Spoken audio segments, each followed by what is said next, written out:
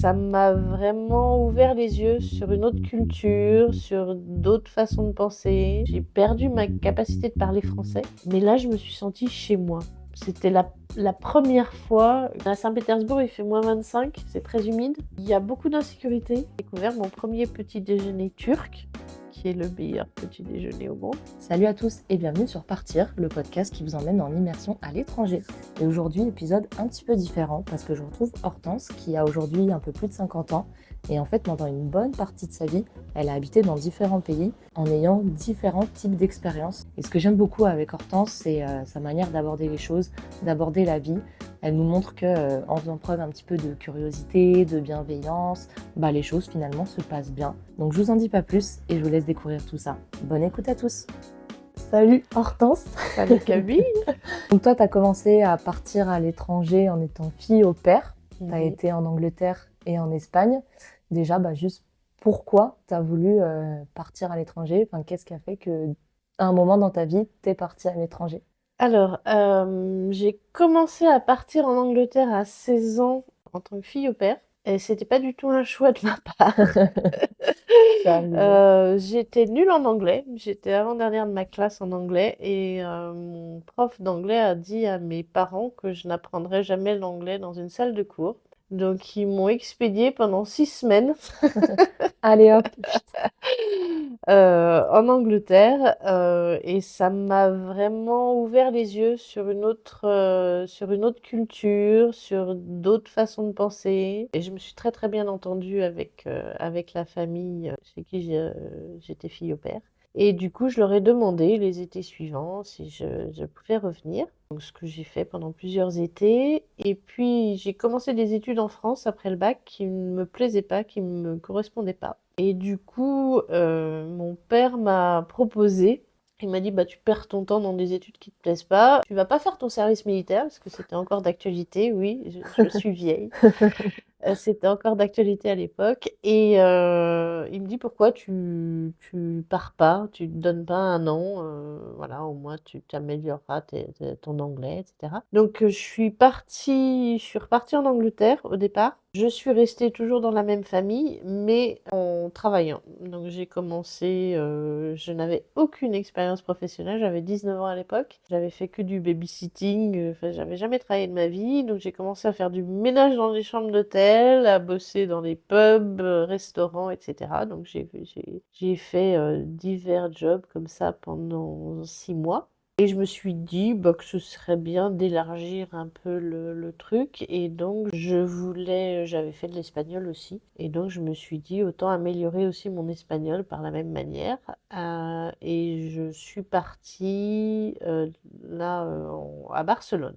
Et en fait, quand on connaît pas la langue, trouver du boulot et quand on parle pas la langue du pays, c'est quand même assez compliqué. Donc, fille au pair, c'est assez pratique en fait, parce qu'on sait qu'on est dans une certaine sécurité. Voilà, on est hébergé, logé, nourri, blanchi, et on apprend la langue. Donc, j'ai fait ça pendant à peu près 3 mois. Et puis après, j'ai bossé bar, resto à Barcelone. Et après, en fait, je devais reprendre mes études en France. Je suis repartie un petit temps en Angleterre avant de reprendre mes études en France. Et pour faire un petit raccourci, en fait, j'ai trouvé les mêmes études en Angleterre et j'ai décidé de rester et de les faire là-bas. Et au final, tu es resté plus qu'un petit temps. Je suis restée 10 ans. Tellement accroché que tu as décidé d'y rester. On y reviendra juste après. Et du coup, tes expériences de fille au pair, ça t'a apporté quoi dans ta vie? Ça m'a apporté de voir tout de suite comment on vivait dans un autre pays, en fait. Parce qu'on peut partir à l'étranger, mais de vivre dans une famille, ça permet vraiment de participer aux fêtes, enfin vraiment de voir la façon de vivre, les heures des repas. Je me souviens, d'être passée de l'Angleterre à l'Espagne. C'est deux modes de vie très très Ouais, différents. j'imagine. Et du coup, enfin, je trouve ça super sympathique de voir ça via les yeux De personnes qui vivent dans ouais, le pays ouais, et pas via, par exemple, ce que tu peux lire dans un magazine ou dans un carnet sur ah bah ça se passe comme ça. Là, tu es vraiment au cœur c'est ça, du truc. c'est ça. Et donc après, donc, tu arrives en Angleterre, tu fais tes études, tu y Mmh. restes pour 10 ans. Ouais. Qu'est-ce qui a fait que tu décides, enfin que tu y restes autant de temps? J'ai fait ma vie là-bas, en fait. J'avais à l'époque un copain anglais. Pour moi, ma vie était là-bas. Il n'y avait pas de... Je me posais même pas la question, en fait. C'était un mode de vie où j'étais bien, j'avais mes amis, j'avais mon job, j'y étais bien. Tout J'y se étais bien. déroulait tranquillement et ça suivait son cours, tu faisais ta vie. C'est une culture qui m'allait très bien. Voilà, j'ai trouvé une ouverture d'esprit qui me correspondait, un humour qui me correspondait. J'avais des opportunités voilà, qui me plaisaient. Ça se déroulait tranquillement. Ouais, parce qu'au final, tu as été à 19 ans, c'est ça? Ouais, 19-20 ouais, ans. ouais. Ouais, donc tu construis les époques où tu commences à être un peu autonome, etc., directement en Angleterre. Ouais, j'ai découvert, oui, j'ai commencé ma vie professionnelle vraiment là-bas. Ouais. Donc, je connaissais le système. En fait, j'ai tout appris au fur et à mesure là-bas. Ouais. Mm. Tu rentres parfois en France de temps en temps ou Oui, je rentrais une fois par an, je suppose, une bonne quinzaine de jours. Et ouais, c'était très surprenant. Alors déjà, j'ai perdu ma capacité de parler français. Pendant un moment, ça devenait très compliqué pour moi de parler français. Alors les gens pensaient que c'était une forme de snobisme, mais pas du non, tout. non, ouais. Donc je trouvais, oui, j'avais des habitudes vraiment anglaises et du coup les habitudes françaises me paraissaient parfois très bizarres. C'était quel type d'habitude qui te... Eh ben, les Anglais étaient très en avance, on va dire, sur le service client. Donc, je me souviens d'avoir acheté quelque chose dans un magasin et d'être revenue parce que pour une raison X ou Y, voilà, l'objet ne m'allait pas. Et j'ai tendu ma carte de crédit pour me faire rembourser. Et là, la personne ne comprenait pas, m'a expliqué qu'elle me ferait un avoir. Moi, je savais même pas ce que c'était qu'un avoir, en fait. J'étais là, ben non, vous prenez ma carte, vous me remboursez. Et elle m'a expliqué que non, que ça ne faisait pas ça du tout en France, c'était un avoir. Alors aujourd'hui, c'est rentré dans les normes, mais à l'époque, j'étais là, mais c'est vraiment, j'étais là pour 15 jours. Son avoir, j'allais pas m'en servir en soi, quoi. Donc, je voulais juste être remboursée, j'avais pris l'habitude. Alors qu'en Angleterre, ouais, du coup, tu avais le remboursement, ça c'était quelque chose qui se faisait Oui, ça se faisait, partout. on donnait sa carte bleue et puis on était remboursé sur son compte et puis point barre. Donc déjà là, tu te disais, quand tu rentrais de temps en temps, tu te posais un peu des questions, tu t'étais étonnée de voir comment la France fonctionnait sur certains trucs. Oui, il y avait toujours un décalage, je dirais, de 2 ans sur la mode, sur plein de choses. Parce que je faisais quand même Mm. des allers-retours, du coup, quand même régulièrement. Et je voyais toujours un décalage de 2 ans à peu près. D'accord. Euh, Et comment tu vis du coup le fait d'être, bah, t'es né en France, t'as grandi en France, et ensuite tu vis et tu te construis dans un autre pays, et de revenir dans le pays où t'as bah, un peu grandi, etc., et de sentir un décalage. Enfin, comment tu vis un peu ça? bah, tu poses des questions. Alors déjà, on trouve tes questions bizarres parce que tu es française. Donc Ouais. T'es française, on mais tu trouve sais pas ça. voilà, on trouve tes questions un peu bizarres parfois. Et les gens le prennent souvent très mal parce qu'ils ont le sentiment que tu leur dis que c'est mieux en Angleterre et qu'il y a quand même toujours une certaine Une vraie rivalité rivalité, entre les deux pays. Et les gens peuvent parfois très mal le prendre. J'ai eu oui, deux, trois. notre petite. Ouais, ouais. Mais encore une fois, l'humour anglais, voilà, je me suis construite quand même Ouais, je avec un comprends. humour assez anglais et ça aide. Ah bah, c'est important l'humour et de rire. Et il y a des choses en Angleterre qui t'étonnent, qui te marquent par rapport à la France, par exemple, quand tu es là-bas? Alors, aujourd'hui, j'y vais de façon moins régulière, etc. Ils ont toujours, je trouve, un temps d'avance sur nous. Toujours. On voit toujours, il y a quelques années, j'y suis allée et déjà, il y avait des voitures qui roulaient et qui voyaient tout de suite s'il y avait un défaut d'assurance, de contrôle technique. Nous, ça y est, on l'a. Mais c'était déjà en place là-bas il y a quelques années. Les radars automatiques, ils les ont eus, ils les ont plus. Il y a plein voilà, il y a plein de choses que j'ai vues, ouais, mais je constate toujours qu'il y a un temps d'avance. Ouais, c'est la plus grosse différence que tu as pu voir, Je dis globalement? ah la culture est très similaire et en même temps différente. Ouais. En France, on est beaucoup à inviter les gens chez soi. C'est pas tellement la culture anglo-saxonne. La culture anglo-saxonne, on se retrouve au pub.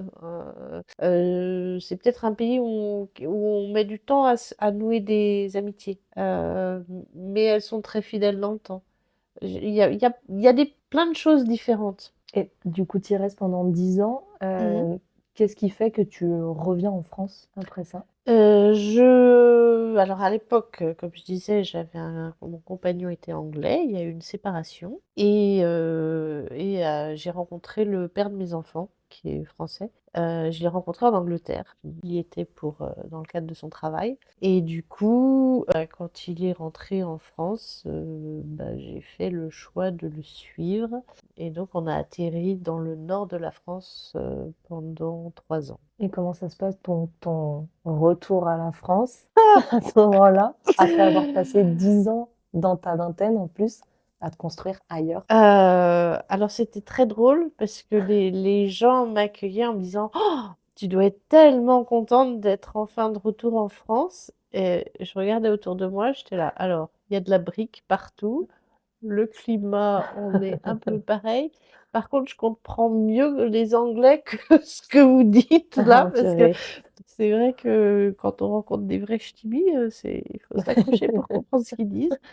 J'imagine. C'était très, très perturbant parce que j'étais de retour en France, il fallait que je trouve un emploi, je ne connaissais pas le système français.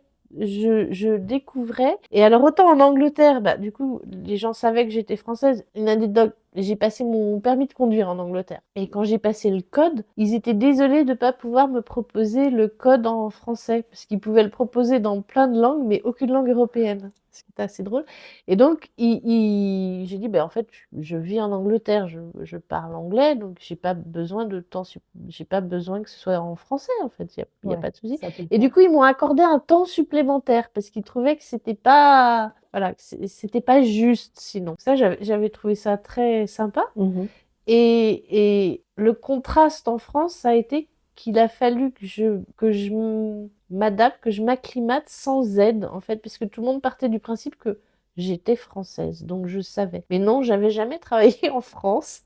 Et une main tendue, ça aurait pas fait de mal pour te dire: «Faut faire comme ça, comme ça»? Je dis pas que j'en ai pas eu, mais c'est vrai que les gens trouvaient bizarre que je ne sache pas certaines choses. Mmh. Mais c'était plus ma culture. C'était pas ma culture d'adulte. Oui, c'est ça, parce que, bah, c'était ta culture d'enfant, mais tu pas la même personne totalement, bah, quand tu es enfant que quand tu es, C'est entre tes ça. 20 et tes 30 ans. Ouais, tu pars à Euh, 20 ans, tu reviens à 30, tu évolué, du coup, il faut se réadapter. Et du coup, après, donc, tu es avec donc, le père de tes enfants à mhm, l'époque, qui lui est amené à aller travailler à l'étranger. Donc, après avoir fait c'est ça. fille au père et avoir, toi, travaillé en Angleterre pendant 10 ans, Mhm. tu continues de voyager avec lui, cette fois-ci. Tu vas en Turquie 1 an et demi, en Slovénie 3 mois, en Slovaquie 1 an et en Russie 1 an. Donc ça fait beaucoup de pays, beaucoup d'expériences différentes. Comment ça se passe cette fois-ci d'être à l'étranger dans ce contexte-là en suivant ton mari de l'époque?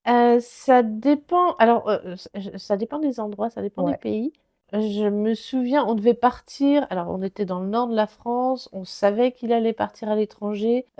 C'était la Slovénie qui était en vue. Et finalement, il rentre un soir et il me dit non, finalement, la Slovénie s'est décalée. Il travaillait dans le secteur automobile, pour donner peut-être un contexte. Et on va plutôt en Turquie. Et là, j'étais très déstabilisée. Je savais pas du tout à quoi m'attendre avec la Turquie et j'avais une certaine appréhension.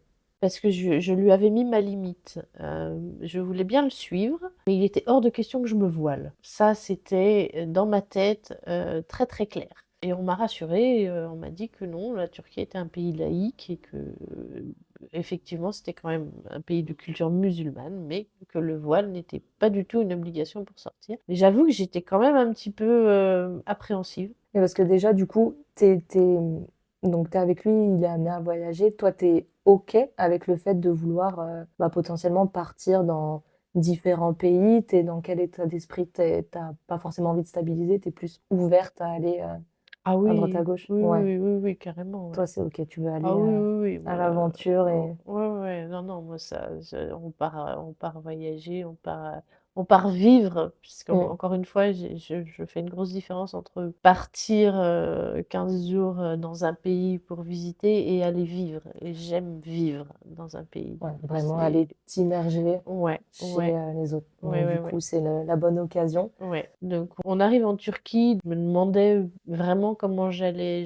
vivre ça. J'avais une part d'appréhension. Et en fait, en 24 heures de temps, mon fils et moi, puisque mon fils avait 18 mois à l'époque, on a été complètement adoptés Par les Turcs?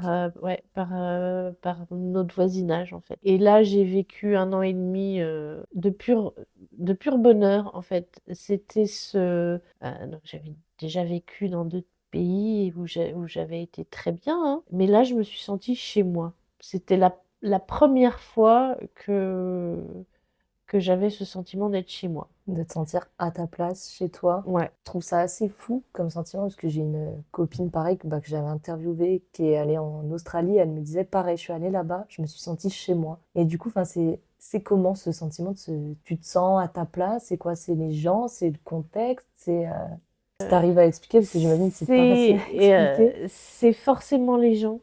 C'est forcément les gens Alors, les Turcs sont en plus ce sont des gens qui sont super curieux, qui veulent comprendre, qui veulent savoir.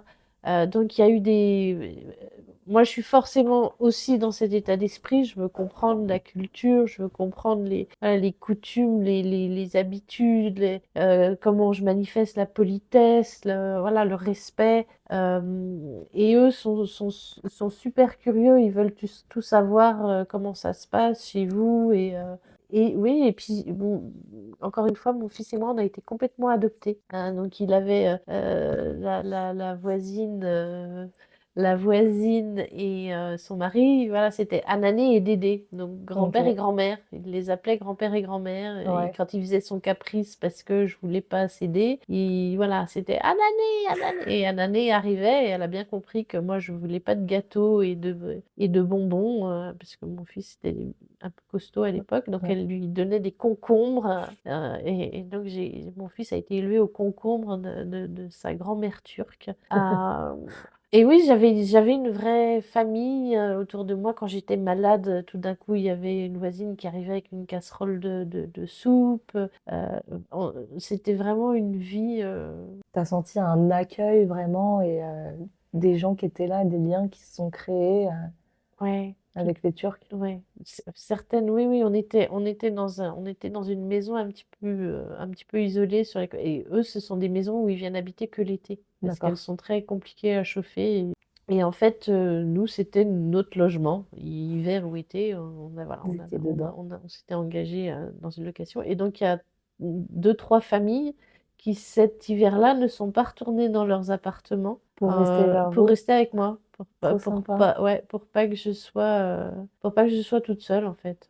Ouais, c'est fou qu'il y ait eu ces connexions, on parlait des connexions tout à l'heure, qui Mm. se soient créées, et ces liens qui se créent. Et tu penses que enfin, ça a matché comme ça parce que les personnes, les Turcs que tu as rencontrés étaient eux ouverts aussi et curieux, ou c'est propre aux Turcs de peut-être créer des connexions?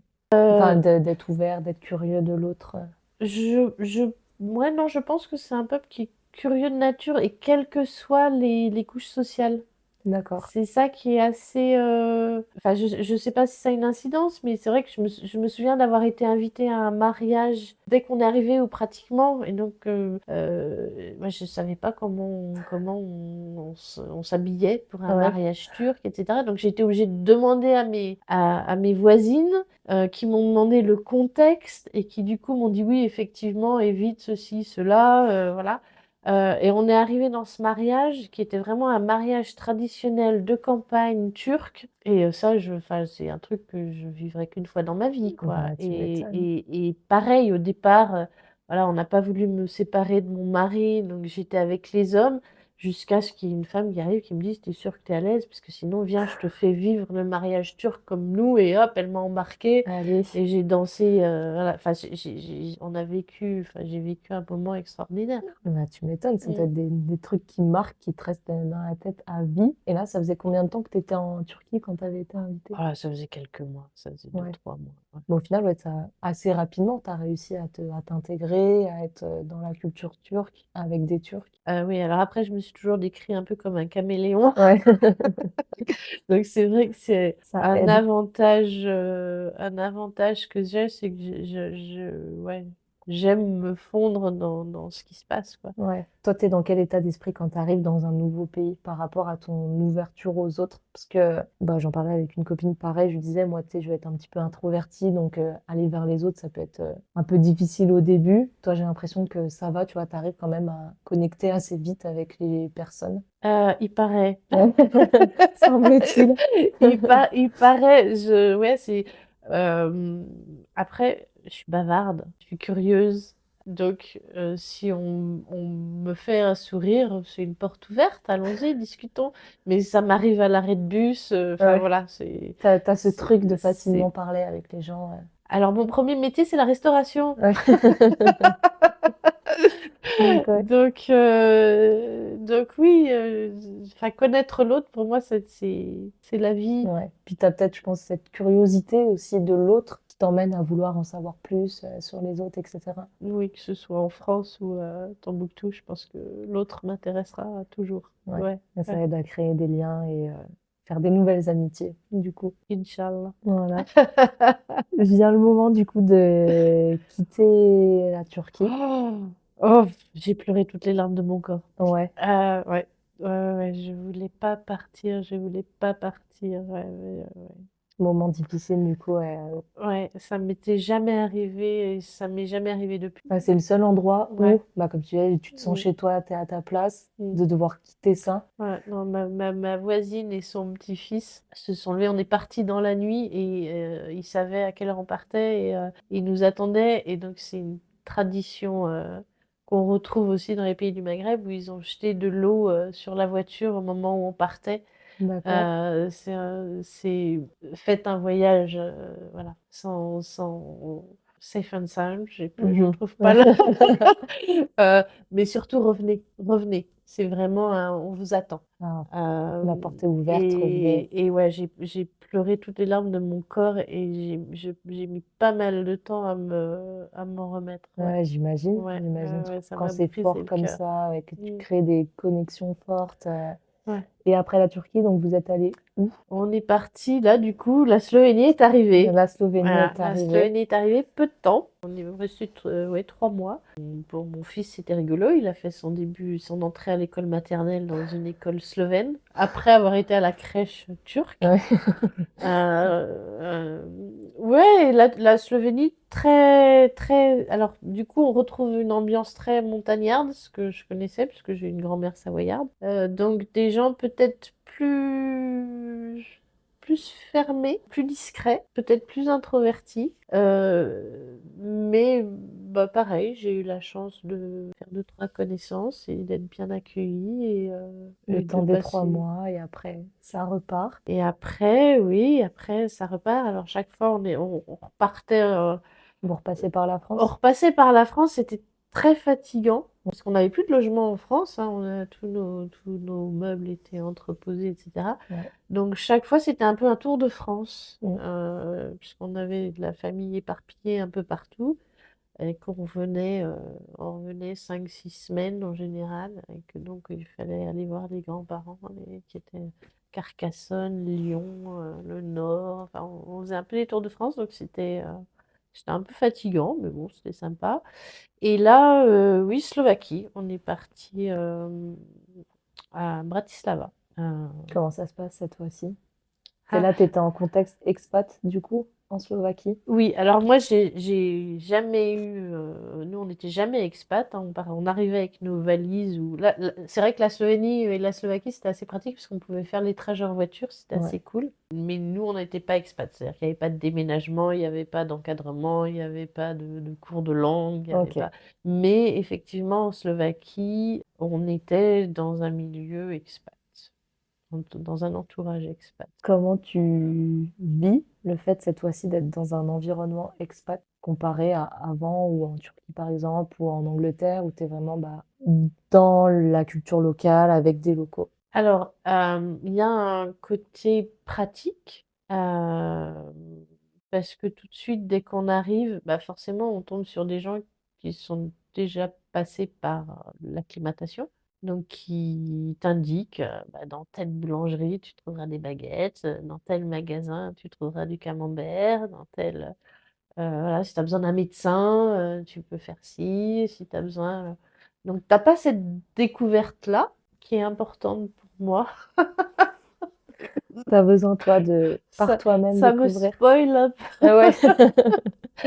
Et puis, je trouve ça toujours assez un petit peu paradoxal, c'est-à-dire que j'étais là, mais parce que les Slovaques mangent pas de fromage, les Slovaques, enfin, ils font pas du pain, et on me dit, mais tu veux pas de la baguette, tu veux pas du saucisson? Bah non, j'arrive de France. Il y en a plein en France, c'est Enfin, bon. voilà, quand je suis dans un pays, je suis dans un pays.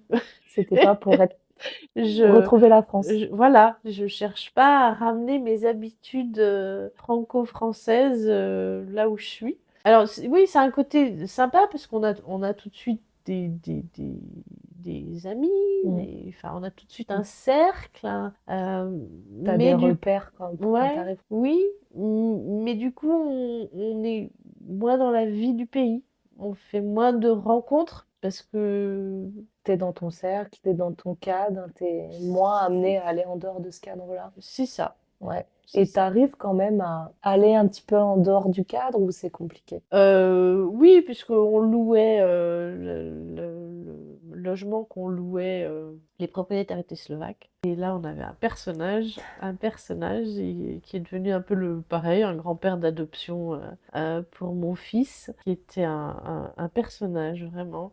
Et donc, j'ai passé beaucoup de temps avec lui. On n'avait pas de langue en commun.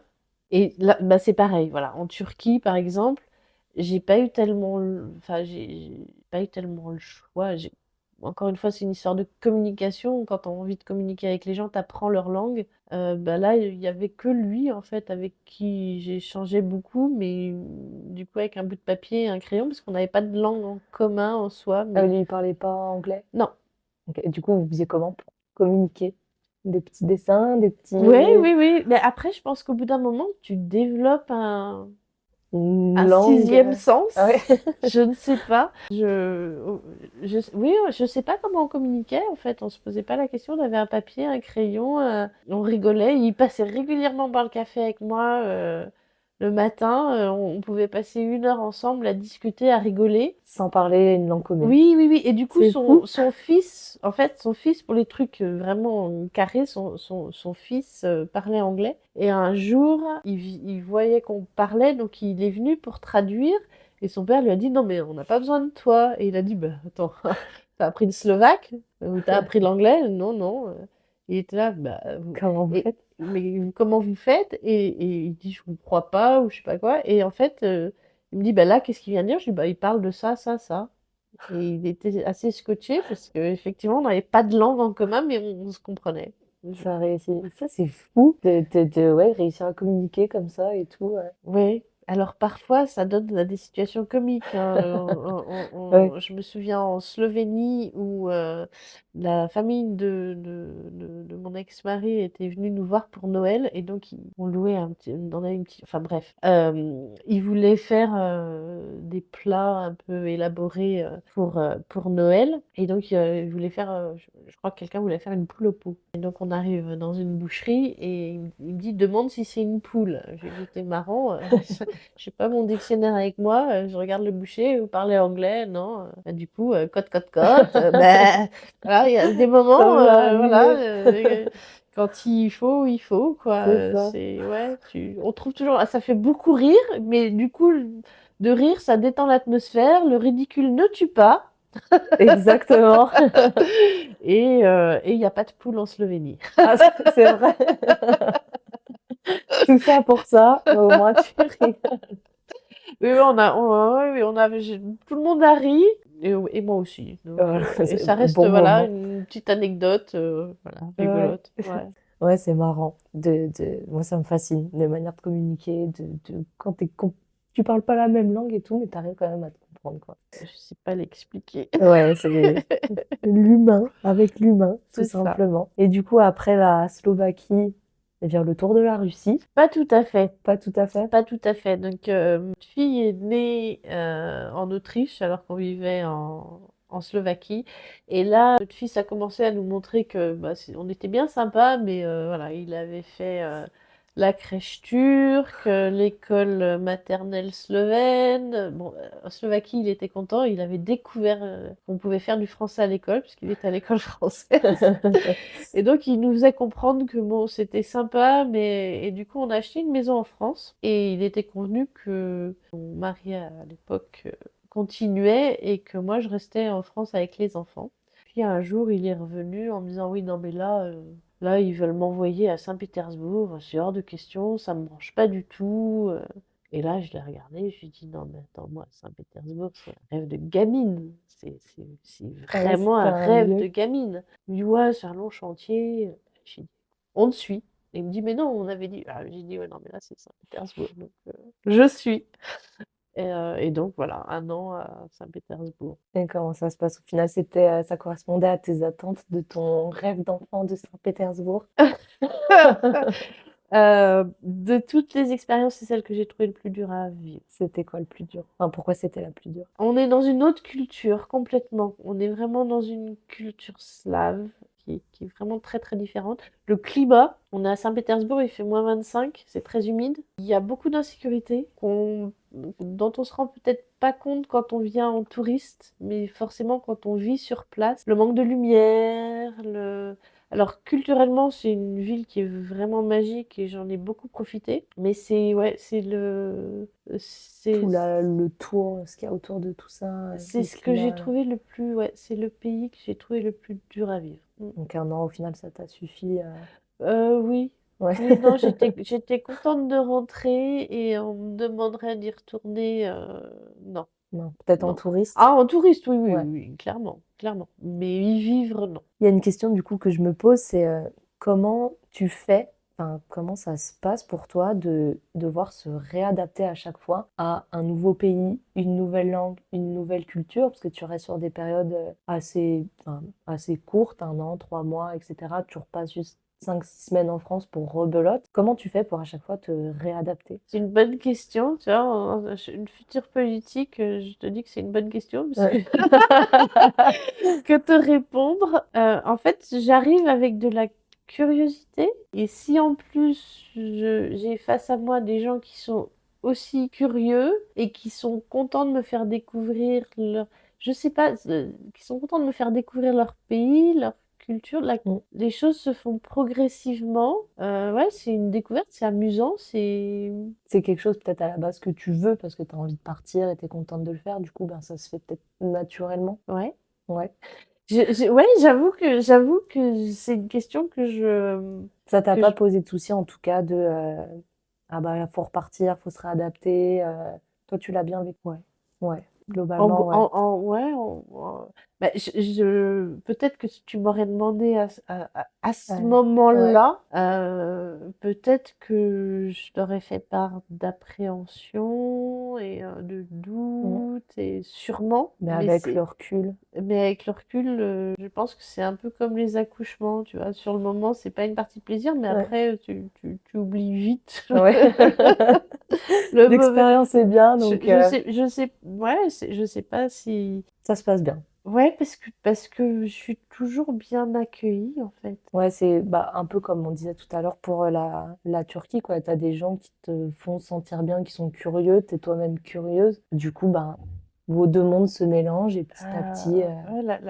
Ouais, la Turquie, ça a été. En fait, donc, on est arrivé on est arrivé tard le soir, donc il faisait nuit. J'ai bien compris qu'on était sur une colline, enfin même une montagne. J'ai bien compris qu'on montait une piste en première, et je savais que j'allais pas avoir de voiture, donc je me disais, tiens, Ça va être sympa. voilà. Donc je me suis réveillée un petit peu demandant, voilà. J'ai ouvert ma porte avec mon Nescafé qu'il y avait dans la maison où j'étais. J'ai découvert la vue. J'avais vu sur la mer de Marmara, j'avais les montagnes partout, c'était magnifique. Et j'étais là, oui, enfin, il y a des maisons autour, je vois bien, mais je me demande un peu quand même ce que je vais faire là. Et tout d'un coup, j'ai vu une tête qui dépassait de la haie, des voisins, et une tête qui me disait, Do you speak English? J'étais là, yes. Ouf! Et voilà, et c'était la belle-fille de ma voisine, d'Anané, la célèbre. Ouais. Et, et du coup, je lui ai dit oui, oui, Je speak oui, oui, English. je parle anglais. Et elle m'a dit come, come for breakfast, come. Et je dis, ah bah, mon fils dort, mais dès qu'il se réveille, j'arrive. Et voilà, je suis arrivée avec mon fils et un biberon sous le bras. Et j'ai découvert mon premier petit déjeuner turc, qui est le meilleur petit déjeuner au monde. Et voilà, et après, elles m'ont emmenée rencontrer les voisines. Et voilà, enfin, je veux dire, Et c'était parti. c'était parti. Aussi simple que ça. C'est ça. Et est-ce que tu as senti cette même hospitalité dans les autres pays où tu as été? La même, non. Pas autant. Non, pas comme ça. Et tu vois, à chaque fois, je suis un peu étonnée quand j'entends, bah voilà, des personnes qui racontent bah, la facilité et les approches des uns avec les autres, les locaux qui disent, bah viens chez moi, etc. J'ai pas l'impression qu'en France, tu vois, quand on va croiser quelqu'un en voyage ou quoi, on va lui dire, bah tiens, viens, ou peut-être que ça se fait, mais j'ai pas l'impression que ça se passe vraiment. Il m'est arrivé de le faire. Ouais, bah voilà, des gens comme toi, du coup. Ouais, ouais, il m'est arrivé de le faire. On n'est pas, je pense qu'on n'est pas des pays les plus accueillants Ouais, au monde. je pense pas non plus. Je pense qu'on a pas mal de progrès. Ouais. Ouais. À aller découvrir chez les autres, à apprendre des autres peut-être. Je pense que l'être humain par nature a peur de ce qu'il connaît pas. Mm. Donc quand il voit s'approcher quelqu'un dont il détecte que voilà que les codes sont pas les mêmes, la culture est pas la même, la langue est pas la même, je pense que l'être Mm. humain a tendance à avoir peur. Alors qu'encore une fois, ce qui serait bien, ce serait d'être curieux. Ouais. Comment tu développes cette curiosité? Enfin, quand tu l'as peut-être pas de manière innée, tu vois, qu'est-ce que tu conseillerais pour bah, avoir cette approche de l'autre et peut-être s'ouvrir un petit peu à l'autre qui est différent? Alors, je pense que très souvent, on a peur du ridicule. On a peur de la réaction de l'autre. Est-ce qu'il va me rejeter? Est-ce qu'il va m'envoyer balader? Est-ce qu'on va trouver une langue avec laquelle on va communiquer? Je sais pas. Je pense qu'il y a plein de... Est-ce que je vais avoir l'air ridicule? Je pense qu'il y a la liste de Ouais, raisons est probablement c'est élevé. très variée. Et peut-être que simplement se dire que oui, mais peut-être que je vais passer à côté d'une opportunité, d'une rencontre, d'un moment magique qui va peut-être durer 1 minute ou 20 ans. Parce que moi, je retourne en Turquie. 20 ans après, Voilà. C'est dommage de se priver probablement d'un moment magique. pour des préjugés qu'on aura sur soi ou peut-être sur l'autre. Tout à fait. Il y a un pays qui t'a plus marqué que les autres, la Turquie, j'imagine, on en revient, ou une expérience ouais, qui t'a marqué plus qu'un autre. Forcément ouais, la Turquie va être toujours On le y revient, pays. c'est Ouais, ouais, on me dit, ouais, on me dit. Mais d'ailleurs, enfin, voilà, j'y suis retournée l'été dernier. J'étais retournée en 2019 avec mes enfants. J'avais besoin qu'ils découvrent ça avant de passer eux dans leur vie d'adulte. Justement, j'avais besoin de les ramener à ces valeurs-là. Eux me disent en fait, ça y est, t'es à la maison. Quand je leur dis je sais pas quoi, ils me disent mais t'es à la maison maintenant. Voilà. c'est chez toi. Oui, parce que je l'exprime aussi. Ils savent que voilà, je me sens chez moi. J'adore l'appel à la prière. Voilà, je suis chez moi. Je l'entends. Voilà, j'adore ça. Les odeurs, tout, Tout, c'est un sentiment qui s'explique pas. Enfin, la c'est musique, la Turquie. ouais. Ouais, il y a des odeurs. Il y a des odeurs comme ça. Ouais, comme quand on arrive à la montagne, cette espèce Ouais, d'odeur qui vient. voilà. Et du coup, tu veux dire ta Madeleine de Proust, si parfois tu sens des odeurs ici, ça te ramène là-bas. Ah bah, il y a le marché du stade à Châlons, le jeudi. Il y a plein de marchés à Châlons. Mm. Mais j'avoue que je vais là-bas parce que j'ai besoin de ma dose. J'ai besoin de ma dose, j'ai besoin de les entendre, cette vie, cet amour, quoi. Je trouve que les cultures musulmanes dégagent C'est quelque voilà, chose juste la façon de se dire bonjour, il y a quelque chose qu'on n'a pas dans nos langues. que tu retrouves pas forcément. Voilà. Et donc après ces différents périples dans différents pays, tu reviens en France. C'était en quelle année du coup que tu es revenu Du coup, de la dernière Ouais, expérience, la Russie, 2008-2009, quelque chose comme 2009. ça. Ouais. Et t'es pas reparti depuis Je suis pas repartie vivre. Je Ouais. suis repartie à l'étranger, mais pas vivre. Comment ça se passe du coup le retour en France? Bah, le retour en France, il est... Un terrible. il date maintenant. Quand on est rentré de Russie, j'étais pas mécontente. Ouais, de la Russie en elle-même. Voilà. Après, s'en est suivi un divorce, maman célibataire avec le père qui continuait sa vie à l'étranger. Donc c'est vrai que bah, j'ai voulu offrir quelque chose un peu de la stabilité à mes enfants, un peu de repère. Voilà, ça a été la France. Sauf que là, les enfants ont pris leur envol. On les élève pour être autonomes. Ouais. Hein, et donc, j'ai très bien réussi. Et du coup, ça titille à nouveau. Ouais. Là, ce que j'allais te demander, c'est ça te manque de Oui, partir? oui. T'as besoin d'aller voir comment ça se passe ailleurs, faire de nouvelles expériences? Ouais. C'est quoi qui te manque le plus? La Turquie. Euh, Non, non, bah, non, parce que j'y suis retournée l'été Oui, c'est vrai. dernier et qu'il y a eu beaucoup de changements et enfin, j'aime toujours autant la Turquie, mais c'est vrai que je me dis que là que j'ai une fenêtre. Ouais. J'ai une fenêtre à exploiter et que j'ai envie de découvrir ouais, de nouveaux endroits. Alors, la Turquie, c'est les portes de l'Asie, hein. Et du coup, j'ai envie d'aller Un petit peu creuser plus loin. un peu plus loin. Aller tester, voir ce qui se fait un peu. Oui, alors j'ai plus le même âge. Alors, d'être fille au père maintenant, ça risque d'être un petit peu Ah ouais. compliqué. Du coup, voilà, j'ai repris mes études là. Je passe un diplôme qui s'appelle le CELTA, qui est l'équivalent du FLOS. Et du coup, dans l'idée, effectivement, de profiter de ces sites qu'on trouve sur Internet où on peut partir en immersion, voilà, répondre à une demande. Les demandes sont diverses et variées, mais du coup, il y a beaucoup de demandes pour des cours d'anglais. Et je me dis que voilà, j'ai envie de tester D'aller faire ça. l'Indonésie, le Cambodge. Je sais pas, pour l'instant, il y a pas de. Pour l'instant, c'est Ouais, déjà avoir en le diplôme. formation. Voilà. Et j'ai envie de tester sur des périodes de 3 semaines, un mois, puis on verra. Voir où le vent te mène. Exactement. Avec le recul, là, tu pourrais dire, ça t'a apporté quoi? Le fait d'avoir été dans plusieurs pays, d'avoir fait toutes ces rencontres, enfin, toutes ces expériences-là. Je pense une ouverture d'esprit. Ouais. C'est déjà beaucoup. Ouais. Ouais, une ouverture d'esprit. Je pense que quand je croise des gens justement qui sont pas de ma culture, on va dire, je suis forcément curieuse en fait. Et j'ai envie qu'ils se sentent bien.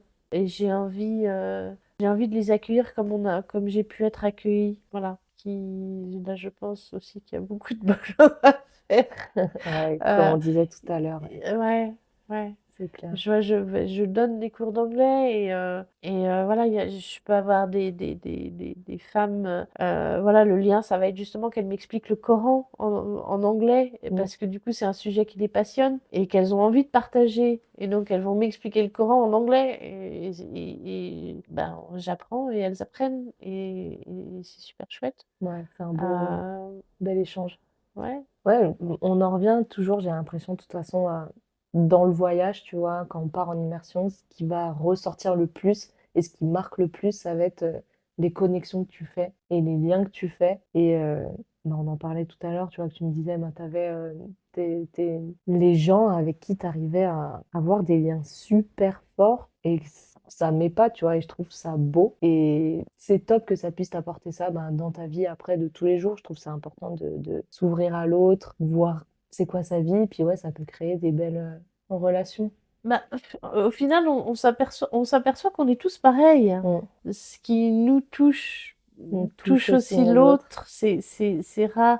Et les codes sont pas forcément les mêmes, les coutumes sont pas forcément les mêmes, mais le sentiment, il est le même. Et du coup, les rencontres, ouais. Ouais, au final, tu te rends compte qu'on est tous humains, avec des codes peut-être un peu différents, mais c'est...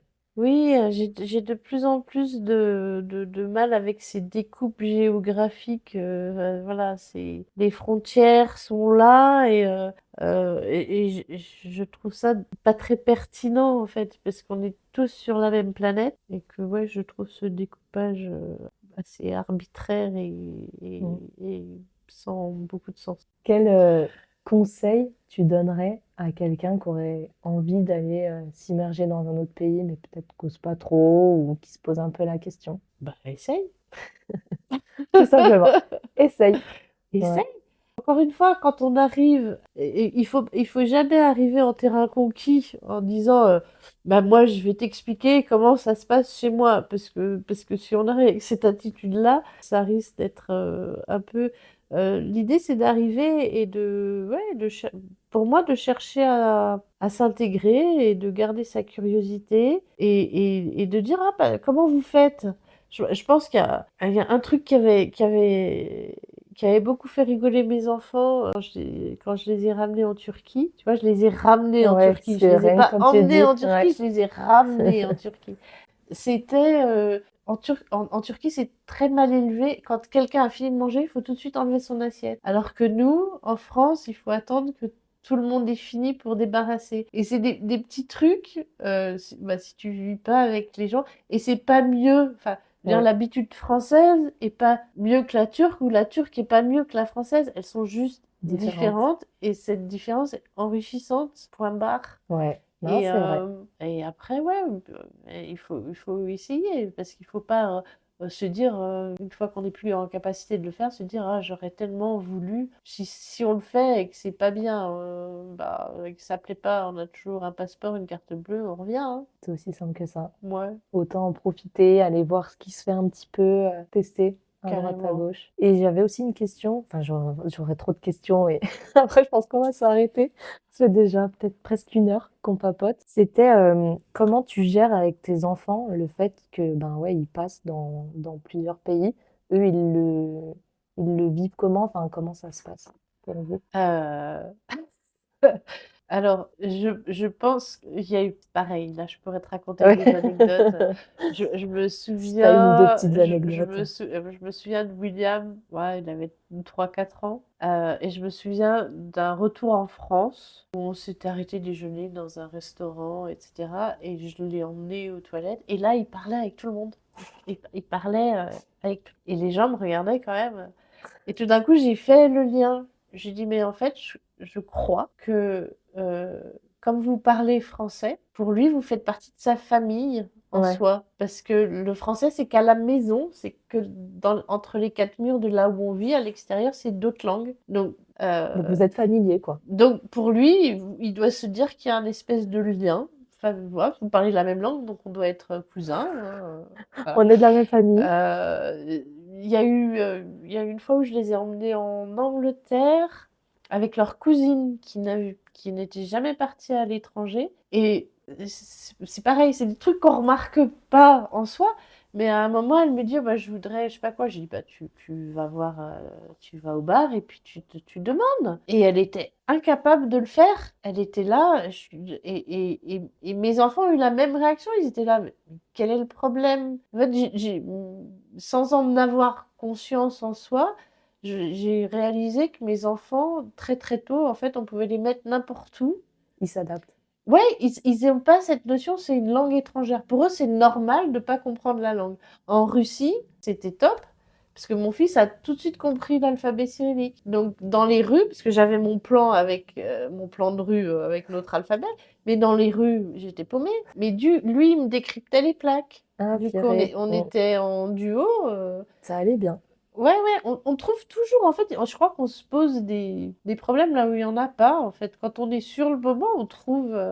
Tu t'adaptes, on s'adapte vite au final. Ouais, puis il y a des pays où les gens, en plus en Turquie, je me souviens une fois où je demandais mon chemin. Alors j'étais en plus sur l'épicentre du tremblement de terre de 99, donc Ok. les villes n'avaient pas encore été reconstruites, etc. À un moment, je demande mon chemin à un policier sur sa moto, et la gauche et la droite se ressemblent beaucoup en turc, les mots. Et du coup, il m'explique, et alors entre le tremblement de terre, les gauches, droite, et il me regarde, il me dit, oh, t'as pas compris. Je dis, rien compris. Pas de problème, tu me suis. Donc je l'ai suivi jusqu'à l'endroit où je voulais aller. Et là, il me montre de me garer. Et je le remercie. Je lui dis, bah, je vais trouver un parking. Parce que je pouvais vraiment pas rester garé là. Il me dit, non, t'inquiète, je te garde la voiture. Trop sympa. Et c'est plein de moments comme ça. Et on peut anticiper, de toute façon, on peut anticiper tous les problèmes qu'on veut. Ce ne sera pas ceux-là qu'on trouvera. C'est vrai. C'est jamais ceux-là qu'on trouve. Et ça C'est se autre passe. chose. Et il y a toujours une solution. Ouais. Ça se passe jamais vraiment trop comme on prévoit, mais en général, ça se passe bien, malgré tout. Et puis si ça se passe mal, ça fait une super anecdote. C'est vrai. Ça fait des trucs à raconter. Au pire, ça t'apprend des trucs et la vie continue, quoi. Après, c'est ça. De toute façon, même si on reste ici, hein, Ah bah oui. ça peut ne Ouais. pas bien se passer non Ah, c'est plus. clair. Hein. Au final, Donc, peut-être d'en parler avec ceux qui partent, bah, je trouve qu'on peut limite comparer avec le fait juste d'aller habiter dans une autre ville en France, quoi. Donc tu vas habiter chez les ch'tis, tu comprends pas forcément quand ils parlent. Puis c'est d'autres manières de vivre, je pense, chez les ch'tis que chez les Marseillais, tu vois. oui. Enfin, j'ai Donc, jamais vécu à Marseille, oui. mais oui. Ou dans le sud, ou sur la côte atlantique, etc. Donc, je pense qu'on peut se faire un peu des montagnes d'idées de comment c'est, mais au final, Mais encore une fois, le pays où j'avais le plus d'a priori. et ben, au final, c'est celui où tu te sens le plus chez toi. Oh, pardon, le micro. Ouais. Voilà, c'est celui du cœur. Ouais. Ça, c'est Ouais, comme quoi, clair, net et précis. c'est ça. Ouais, En tout cas, merci de nous avoir partagé ton parcours, avec tes plaisir. expériences, et j'aurais envie de t'écouter encore pendant des heures. On va pas faire un épisode de 3h30, mais en tout cas, c'est un vrai plaisir. On peut en refaire un deuxième quand ça sera Grave. lancé, ça Voilà. roulera. On Je serai rentrera. partie ailleurs. Ouais, je viendrai te voir. Tu viendras me voir. Voilà. Voilà. Oui, je viendrai te voir. Aussi, on pourra faire les deux. Merci en tout cas. Merci à toi. Merci d'avoir écouté l'épisode jusqu'au bout. J'espère que ça vous a plu et que ça vous a donné envie, vous aussi, d'aller découvrir le monde, rencontrer des nouvelles personnes, voir comment ça se passe ailleurs. En tout cas, si ça vous a plu, je vous invite à laisser une petite note sur la plateforme d'écoute sur laquelle vous vous trouvez. Et vous pouvez toujours vous abonner si vous voulez ne pas manquer la sortie du prochain épisode. À bientôt!